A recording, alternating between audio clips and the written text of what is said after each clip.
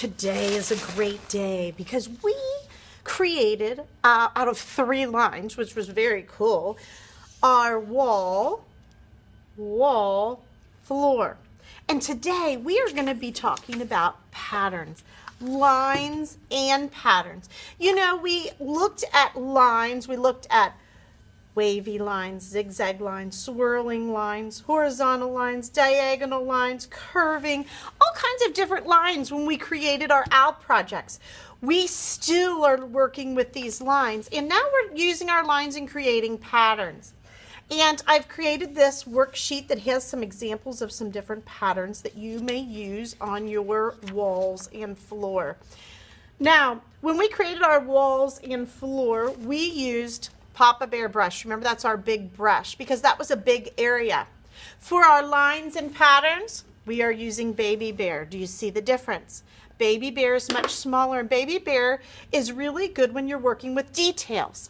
And so that's what we're going to use. So today you're going to need a ice cube tray of paint, tempera paint, that you'll share with the person sitting next to you. A cup of water. Remember, we fill it to the black line. And you're going to need a Baby Bear brush. And I would suggest getting the packet with the lines and patterns so this can give you ideas. Now, if you feel like you need to draw it out, your lines and patterns out in pencil first, and then go over them with the paint, you can do that. Or if you choose, you can go right on to this with the paint.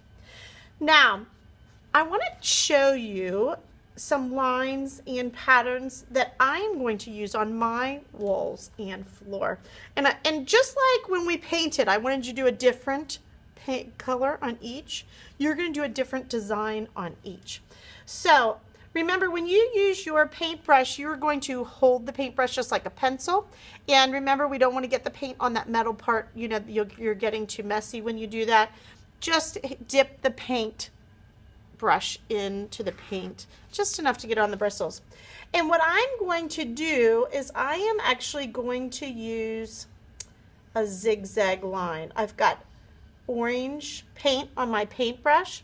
Notice I didn't get very far before I needed to dip into the paint again. Don't be surprised if you can just do a little bit, a couple lines there, and then you need to dip in and get more paint. I want you to really take your time and do a nice job. When you're using that Baby Bear paintbrush, remember, we're doing those nice details. Notice I'm doing the zigzag line all the way down. And I think what I have decided is I'm going to use this zigzag line for the entire wall. So I've gone down once. I'm going to do this again. Remember, loading my paintbrush each time. So I'm going to keep doing that all the way down. Now, if there's an area, you might have just noticed there was an area that I didn't get, I can just go right back up and fill that in. Again, that happened again. You want to make sure you're using very nice craftsmanship, taking your time and doing a great job on these details on the walls, our patterns and lines. Now, I have not finished my zigzags because I need to keep doing the zigzags all the way across. But I do want to take just a minute and show you what I think I'm going to do on the other lines. Now, when I change colors, remember, I need to wash that paintbrush in the water, dry it off with my paper towel. I am going to use pink, and I think I'm going to do some pink polka dots. I'm going to do pink,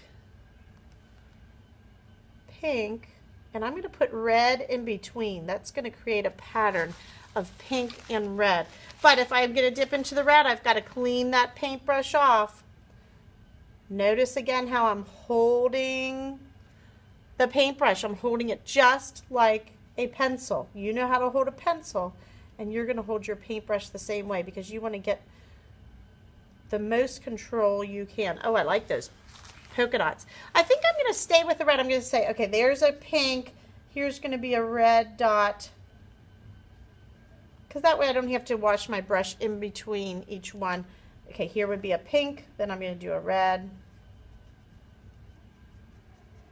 So this is the pattern that I'm using on the wall. I'm going to go ahead and put my pink ones in there so you can really see the pattern. I'm doing pink, red, pink, red, pink, red.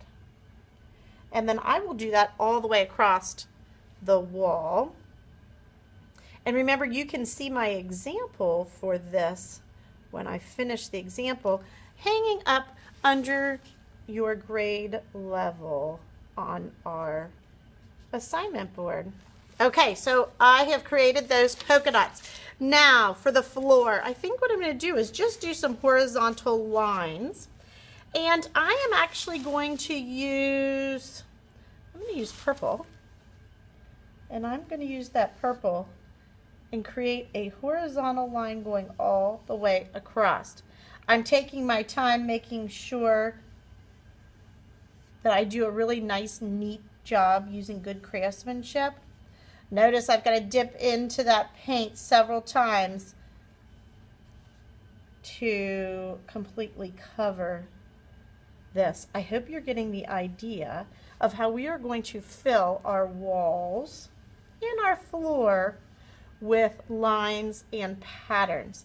And I can't wait to see what you come up with. I don't want you to copy what I've done. I want you to create your own lines and patterns on your paper. And you don't want yours like anyone else's. You are special and your art should be special. I bet you could invent a pattern I haven't seen before. I would love to see it. I'm going to continue filling this in. Like I said, you can check it on the board. Have a great time with your lines and patterns.